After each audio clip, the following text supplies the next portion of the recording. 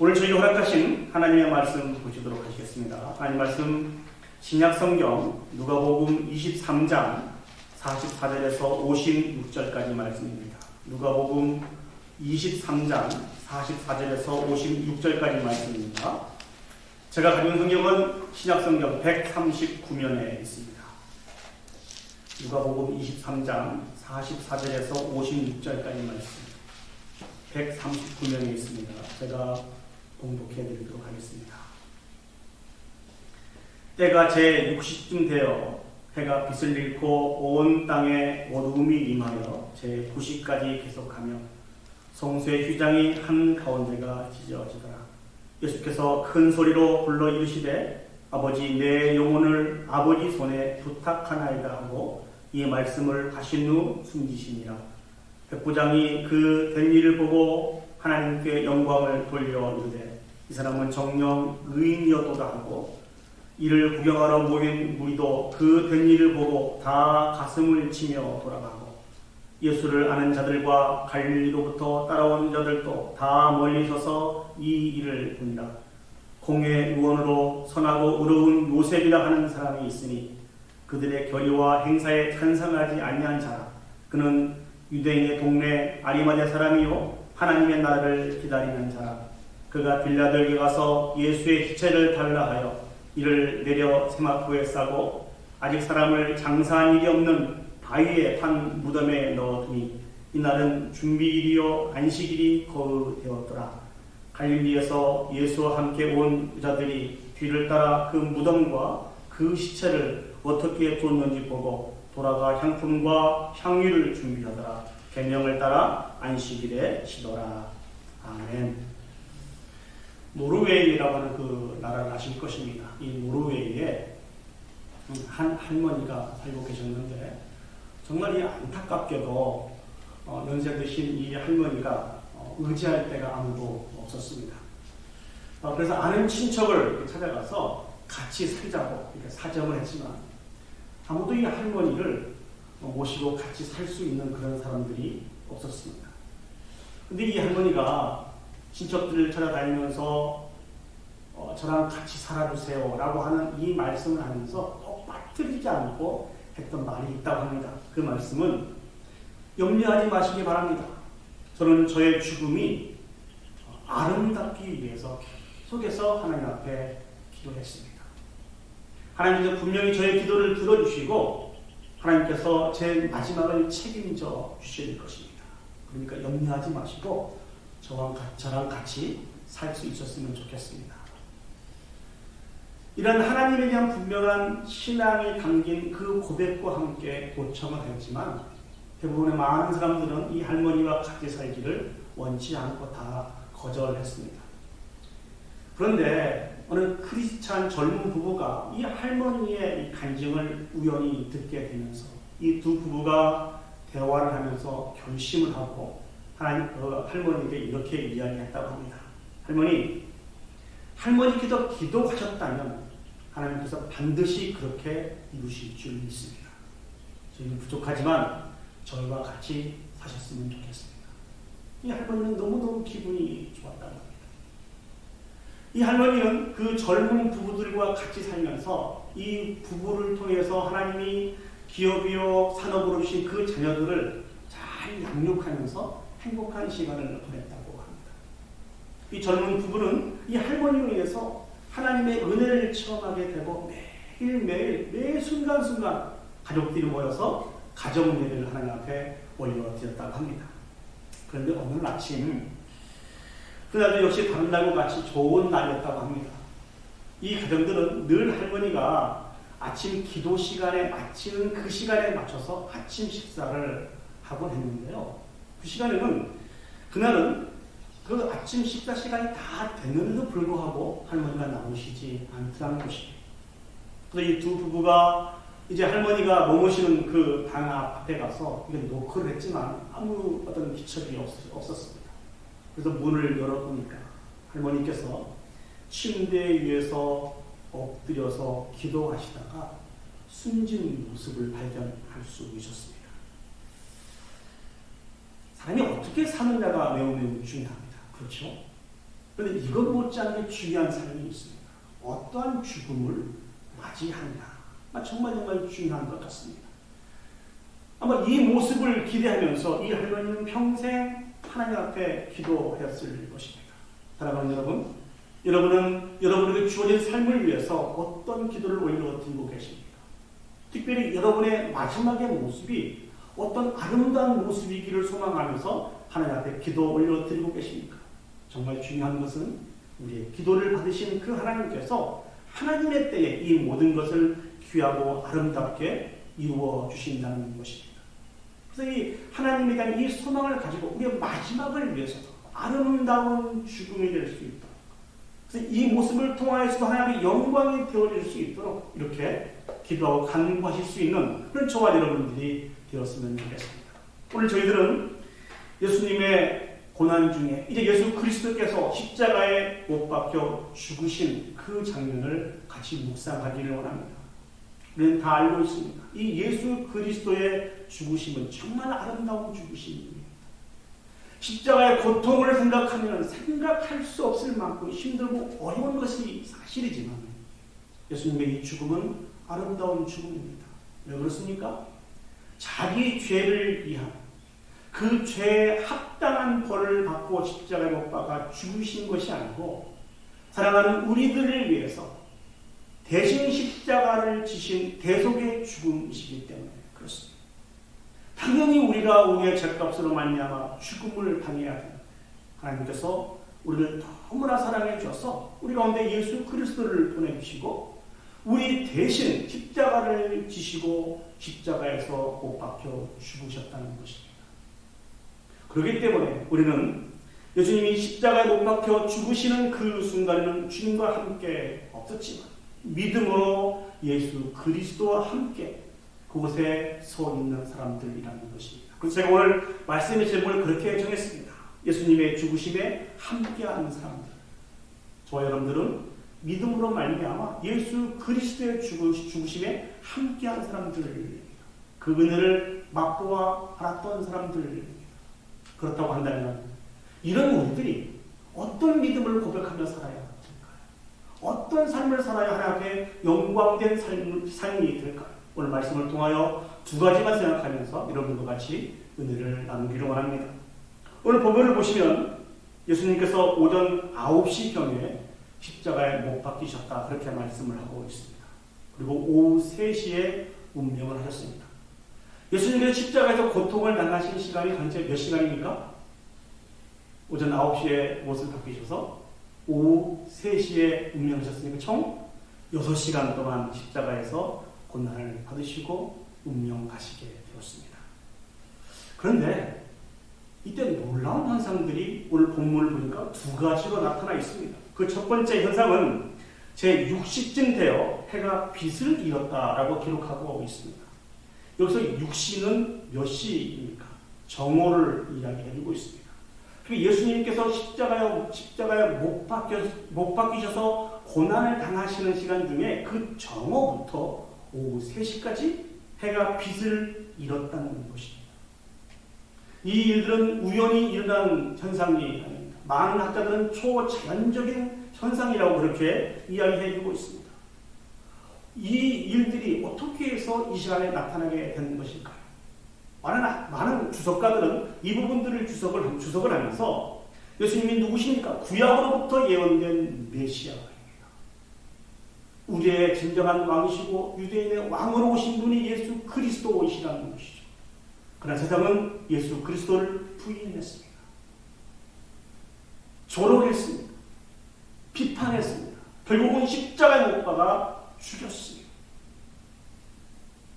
세상은 비록 예수 그리스도를 부인하고 조롱하고 비판하고 십자가에 못 박아 죽였지만 저 하늘은 이 예수 그리스도께서 십자가에 못 박혀 죽으신 이 부분들을 결코 침묵할 수 없었다는 것입니다. 여러분들 기억하시죠?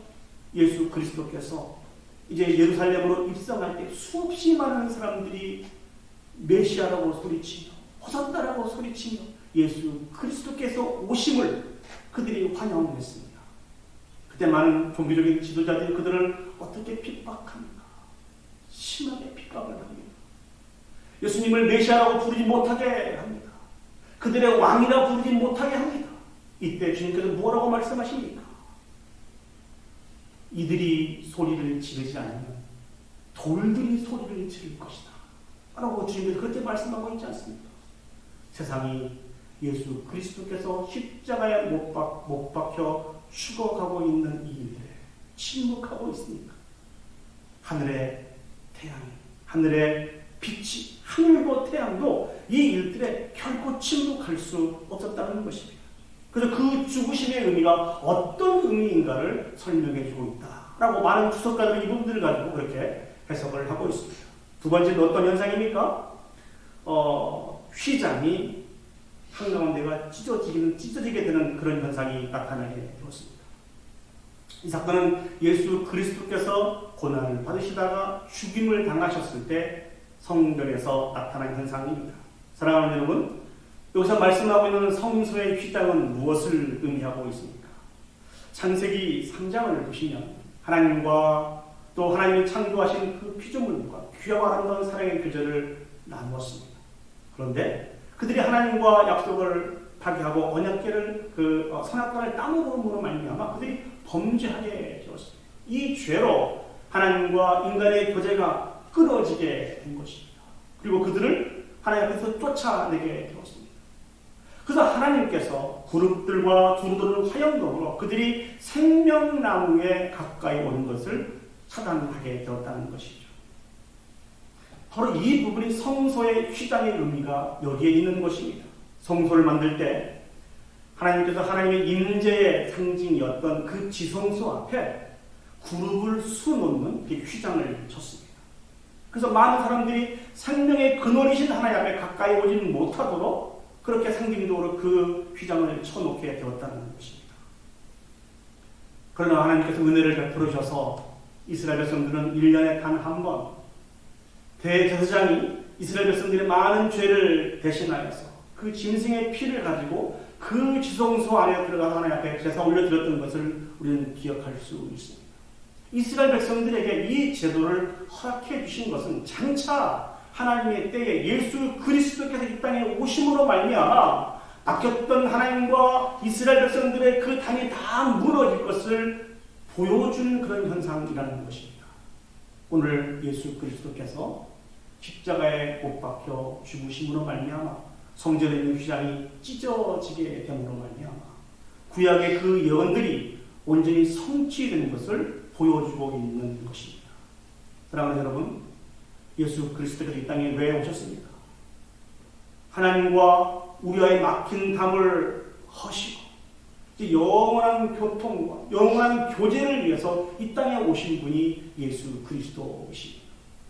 예수 그리스도께서 이 모든 사명을 다 감당하시고 난 다음에 하나님 앞에 올려드리는 기도가 무엇입니까? 우리 46절을 한번 보시도록 하겠습니다. 46절 말씀에 예수님께서 이렇게 하나님 앞에 기도를 올려드리셨습니다. 예수께서 큰 소리로 불러 이르시되 아버지 내 영혼을 아버지 손에 부탁하나이다. 다시 한번 예수께서 큰 소리로 불러 이르시되 아버지 내 영혼을 아버지 손에 부탁하나이다. 오늘 저는 이 예수님의 올려드리는 이 기도를 통하여서 여러분과 같이 은혜를 나누기를 원합니다. 주님이 올려드린 이 기도는 어떤 의미가 있습니까? 하나님께서 예수님에게 맡기신 모든 사명을 다 감당하시고 자신의 영혼을 하나님 앞에 맡겨드리는 그런 기도입니다. 이제 하나님이 내 영혼을 맡으심으로 말미암아 나는 참 평안을 누리게 될 것이라고 하는 이 의미가 담겨져 있다는 것입니다. 이 기도는 우리에게 분명한 확신과 소망을 줍니다. 왜 그렇습니까?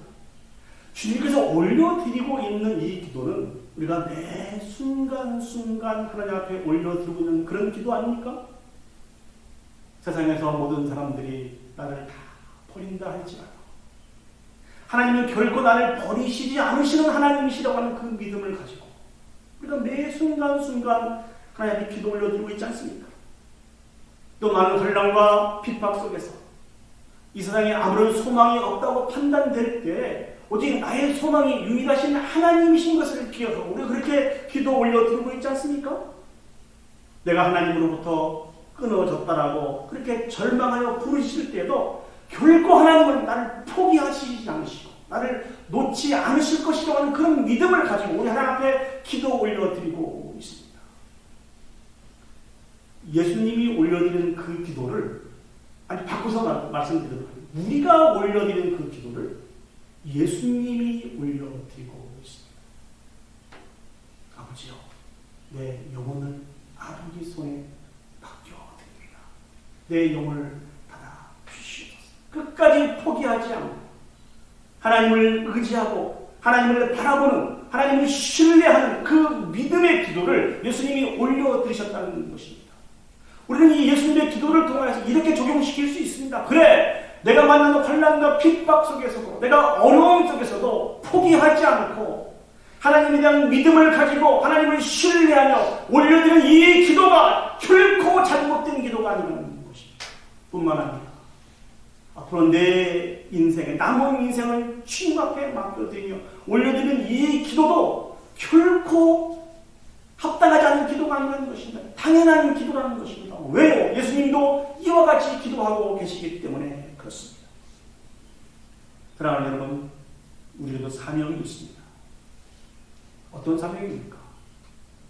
세상에 있는 많은 영혼들을 예수 그리스도에게로 인도해야 될 사명이 처음 여러분에게 있습니다.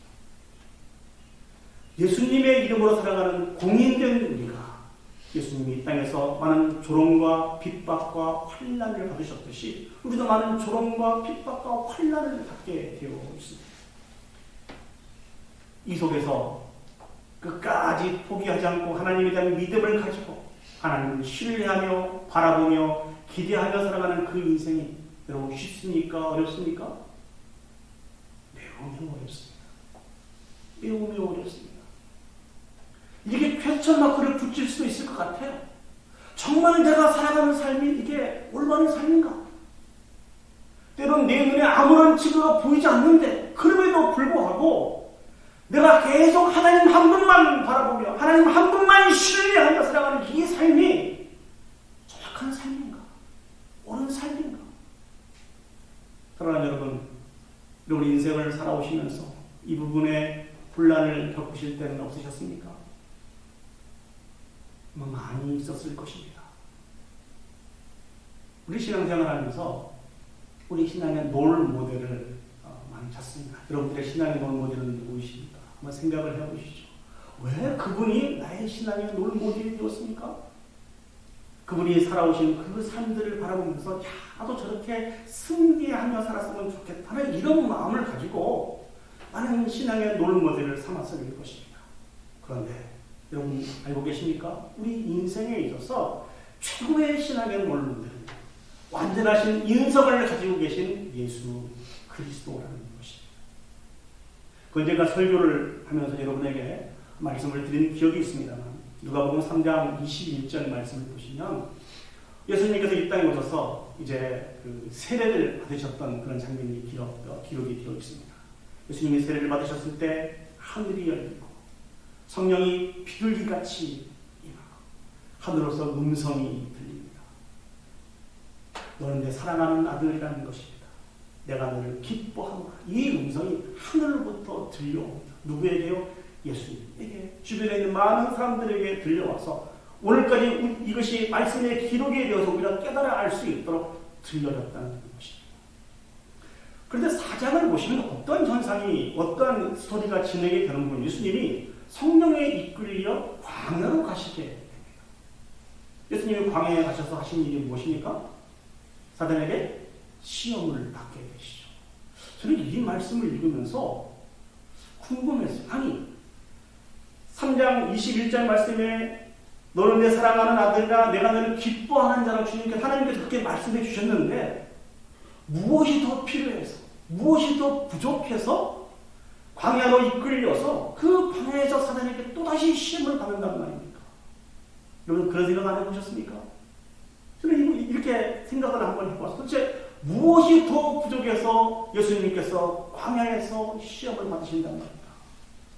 그런데 예수님께서 광야에서 받으신 그 시험은 메시아로서, 유대인의 왕으로서, 만왕의 왕으로서 부족하여서 무엇을 더 드러내기 위해서 받으신 그런 시험이 아니고 저와 여러분들을 위해서 받으신 시험이라는 것입니다.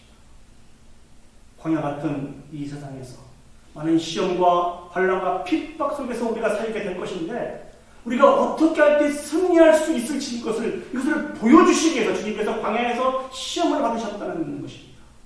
세 번의 모든 시험을 주님이 어떻게 이기셨습니까? 선포되는 하나님의 말씀을 통하여서 넉넉하게 이기셨습니다. 어떤 시험을 만나든지 간에 끝까지 믿음을 저버리지 않고 하나님의 말씀을 붙들고 하나님을 신뢰하며 의지하며 하나님을 기대하며 살아가게 될 때 우리는 반드시 승리하게 될 것이라고 하는 이 놀라운 승리의 비결을 우리에게 가르쳐 주시기 위해서 주님께서 광야에서 시험을 받으시는 것이란 말입니다. 사랑하는 여러분, 주님이 이 일들의 우리의 롤 모델이 되십니다. 어떤 시험, 어떤 환난, 어떤 핍박, 어떤 어려움으로 말미암아 절망하고 좌절하며 살고 계십니다. 예수 그리스도께서 끝까지 하나님에 대한 믿음을 포기하시지 않으시고 하나님을 붙들고 의지하셨던 것처럼 우리도 그렇게 살아갈 수 있기를 간절히 축복합니다.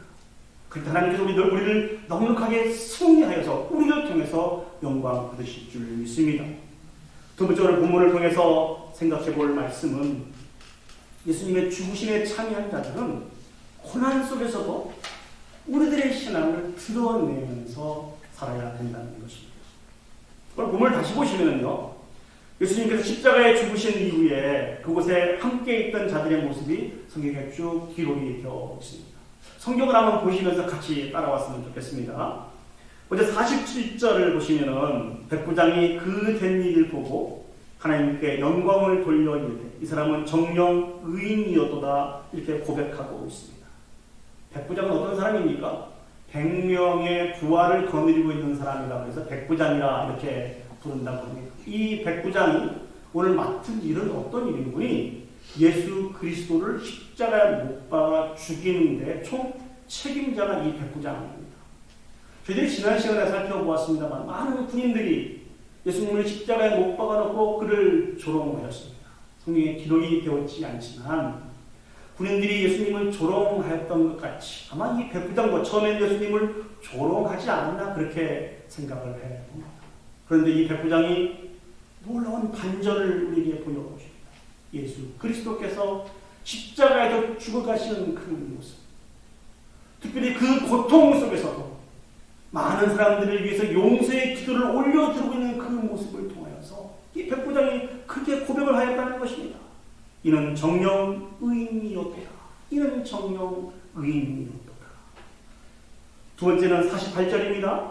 거기는 구경하기 위해서 모였던 무리들이 보인 반응이 등장하고 있습니다. 48절 말씀 보시면 이를 구경하러 모인 무리도 그 된 일을 보고 다 가슴을 치며 돌아가고, 특별히 구경하기 위해서 모였던 이 사람들은 예수님에 대한 믿음이 없었던 사람들입니다. 예수님의 가르침과 상관없었던 그런 사람들이라는 것이죠. 그런데 그런 그들이 어떤 반응을 보였다고요? 다 가슴을 치며 돌아갔다라고 기록하고 있습니다. 이들은 놀라움과 두려움으로 인해서 고민하였다는 것입니다. 자기들의 행한 죄악 때문에 어쩔 줄 몰라 하는 모습이 가슴을 치며 돌아가는 모습이라는 것이죠. 비록 예수님에 대한 다른 믿음은 소유하지 못하였지만 예수 그리스도께서 십자가에서 고난받으시며 죽으시는 그 모습을 통하여서 자신의 죄악된 모습을 발견하고 두려워했다는 것입니다. 49절 말씀을 보시면 예수를 아는 자들과 갈릴리로부터 따라온 자들도 다 멀리서서 이 일을 보니라. 이게 무슨 말씀입니까? 특별히 49절에 등장하고 있는 이 사람들은 예수님을 아는 자들입니다. 예수님을 믿었던 자들입니다. 예수님과 함께하던 자들이었습니다. 그런데 그 이들이 언제 예수님을 다 버리게 되었습니까? 예수님이 잡혔을 때 예수님을 버리고 다 도망하게 되었습니다. 그런데 이들이 멀리 서서 자신의 모습을 나타내면서 안타까운 모습으로 슬픈 심정으로 예수님의 죽으심을 지켜봤다는 것입니다. 멀리서나가. 계속 숨어 있지 않고 멀리서나마 예수님의 죽으심을 바라보면서 매우 안타까워하였다는 것입니다. 많은 학자들은 이들의 이 모습을 통하여서 그들은 온전한 하나님의 도우심으로 그들의 믿음이 더욱더 확고해지는 그런 계기가 되었다라고 이 부분들 그렇게 주석을 하고 있습니다. 네 번째는 아리마대 사람의 모습이 등장하고 있습니다. 50절에서 51절 말씀을 제가 읽어보도록 하겠습니다. 공의 의원으로 선하고 의로운 요셉이라는 사람이 있으니 그들의 결의와 행사에 찬성하지 아니한 사람, 그는 유대인의 동네 아리마대 사람이요 하나님의 나라를 다스리는 사람, 하나님의 나라를 기다리는 사람, 그가 빌라도에 가서 예수의 시체를 달라하여 이를 세마포로 싸고 아직 사람을 장사한 일이 없는 바위에 판 무덤에 넣어두니. 예, 공의 의원이 어떤 결정을 했습니까? 예수님에게 사형 선고를 내리고 예수님을 십자가에 못 박을 수 있도록 내어주게 되었다는 것이 이 일에 앞장서게 되었다는 것이죠. 대부분의 많은 공의 의원들이 이 일들에 참석하였지만 이 아리마대 사람의 요셉은 그 일들에 함께하지 않았다라고 기록하고 있습니다. 뿐만 아니라 예수님이 십자가에서 고난을 받으시고 죽으심을 당했을 때 빌라도를 찾아가서 예수의 시체를 달라하고 예수의 시체를 장사 지내게 되었다는 것입니다. 그리고 55절 56절 말씀 보시면 갈릴리에서 예수와 함께 온 자들이 뒤를 따라 그 무덤과 그 시체를 어디에 두었는지를 보고 돌아가 향품과 향유를 준비하더라. 사랑하는 여러분, 이 당시는요 명이 내려져 있었습니다. 누구든지 예수를 시인하고 예수와 함께하는 자는 예수와 동일한 죄값을 묻겠노라고 선포되어진 그런 때였단 말이죠. 그래서 지난해 다 예수님을 버려두고 다 도망을 갔어요. 그 법은 예수님이 십자가에 못 박혀 죽으신 이후에도 유효했을 것이란 말입니다. 그러나 그럼에도 불구하고 갈릴리에서 온 여자들은 예수님을 어디에 두었는지 살펴보게 돼요. 향품과 향유를 준비하여서 예수님의 무덤가에 찾아가려고 하는 이런 마음을 갖게 되었다는 것입니다. 사랑하는 여러분, 오늘 여기 등장하는 사람들의 공통적인 특징이 무엇입니까? 예수 그리스도께서 십자가에서 고난받으시고 죽임을 당하신 이후에 예수님을 전혀 알지 못하고 일에 앞장섰던 백부장이 예수님에 대한 믿음을 가지고 고백하게 되었다는 것입니다. 예수님을 믿지 않았던 또 구경하기 위해서 모이던 많은 사람들도 그들의 가슴을 치게 되고 자기의 죄를 발견하게 되고 두려워하며 떨게 되었다는 것입니다. 뿐만 아니라 예수님을 믿었지만 예수님과 함께했지만 많은 종교적인 지도자들의 또 로마 권력들의 창과 칼이 무서워서 숨었던 많은 사람들이 조금씩 자신의 모습을 나타내게 되고 자신의 믿음을 고백하게 되었다는 것입니다. 아리마대 사람 요셉을 보시기 바랍니다. 그런 환경 속에서도 자기가 가지고 있는 예수님에 대한 그 믿음을 시인하면서 그들과 함께 하지 않고 또 예수님의 시신을 장사하기 위해서 자기의 어떤 신념을 드러내고 있는 부분들을 살펴볼 수 있습니다. 무엇이, 왜 이 많은 사람들을 이렇게 바꿔 놓게 되었을까요? 사도행전 5장을 보시면 바리새인이며 율법사인 가말리엘이라고 하는 사람이 등장을 합니다. 특별히 이 성경의 그 배경을 보면은 많은 종교적인 대제사장들이 그 종교적인 지도자들이 예수님의 제자들을 잡아서 고난하고 또 핍박하고 환난을 주게 됩니다. 이때 이 가말리엘이라고 하는 사람이 이들에게 한 말입니다.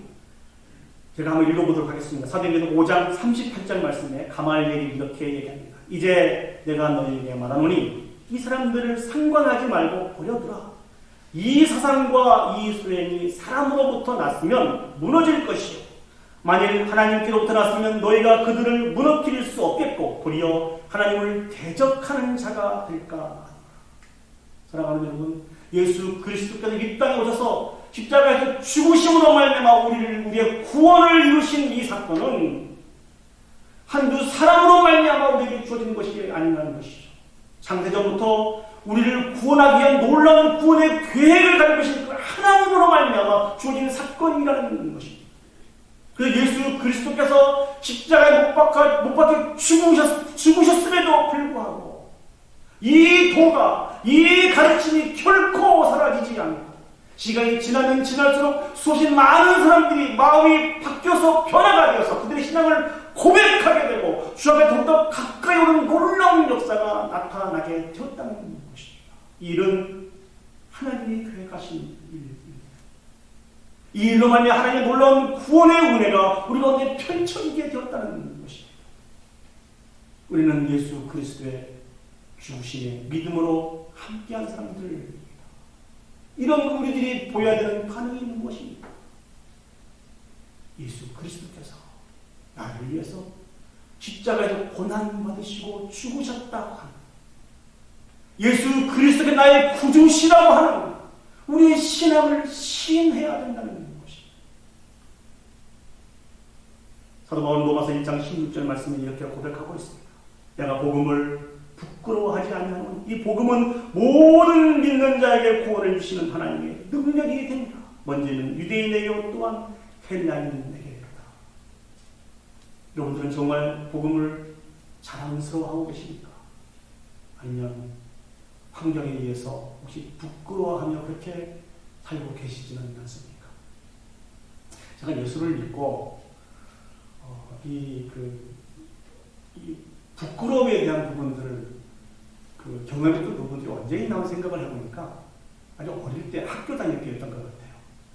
보통 같이 수업을 할 때는 제가 예수님을 믿는 사람인지 안 믿는 사람인지 잘 알 수 없지만 딱 드러나는 사건이 하나가 있죠. 드러나는 시간. 그게 무슨 시간입니까?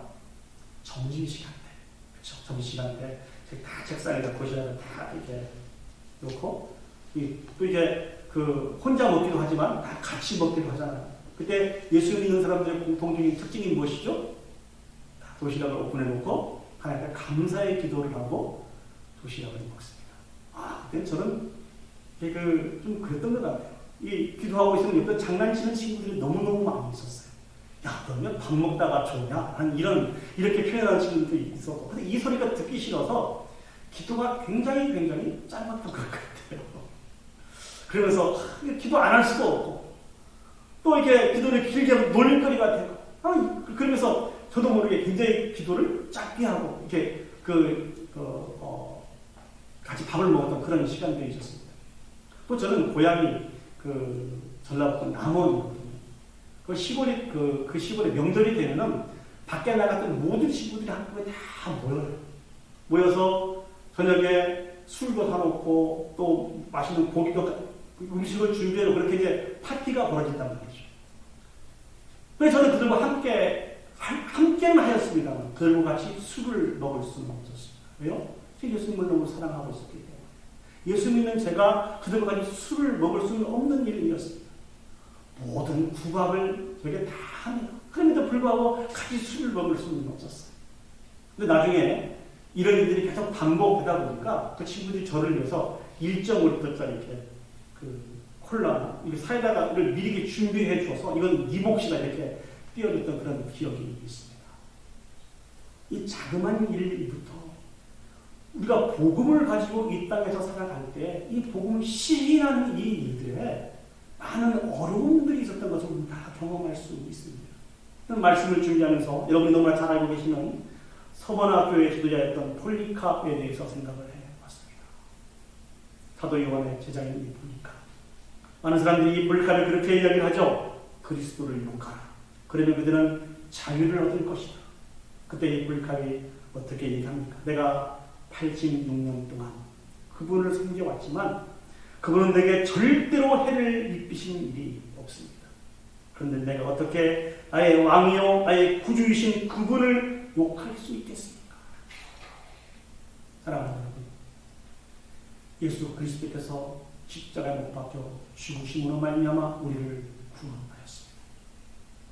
주님의 고난을 묵상하는 이 일들이 매 우리에게 계속되고 있지만 매 순간순간 주님의 고난을 묵상하며 어떤 핍박과 환난과 조롱이 있다 할지라도 예수 그리스도가 나의 구주가 되심임을 시인할 수 있는 저와 여러분이 되었으면 좋겠습니다. 이게 진리. 하나님은 우리를 통해서 이 열매가 맺혀지기를 원하시는 분이 하나님이십니다. 복음을 부끄러워하지 마십시오. 예수 그리스도의 십자가를 부끄러워하지 마십시오.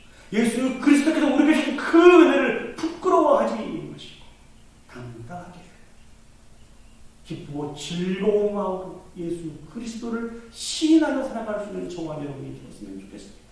그러할 때 하나님께서 오늘 백부장을 통하여서 영광을 받으셨던 것처럼 저와 우리 모두를 통하여서 영광을 받으실 줄 믿습니다.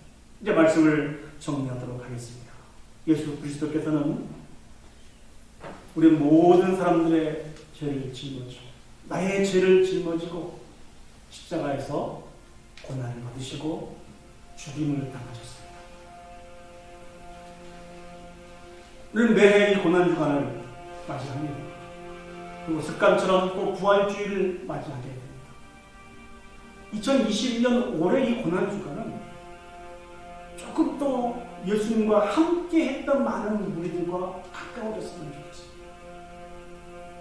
주님께서 우리에게 베푸신 은혜와 사랑을 다시 한번 확인해보고 이 한 주간 더더욱 예수 그리스도가 나의 구주이심을 고백하고 시인할 수 있는 저와 여러분이 되었으면 좋겠습니다.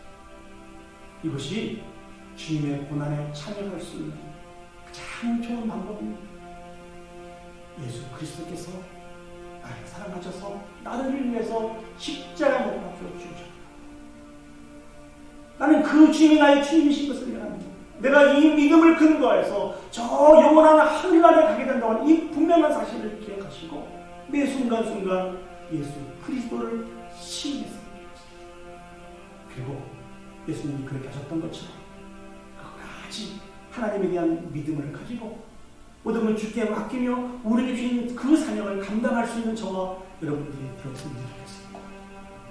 이렇게 할 때 우리는 2021년 이 고난주간을 잘 보내신 것입니다. 이렇게 보내야 영광스러운 그 부활주일에 더 감격하고 감사하며 참여할 수 있습니다. 고난이 없으면 부활도 없습니다. 이 귀한 은혜와 사랑을 마음에 새겨서 예수 그리스도를 마음껏 시인하고 인정하여서 하나님의 영광 올려드릴 수 있는 저와 여러분이 되기를 간절히 소원합니다. 오늘 주신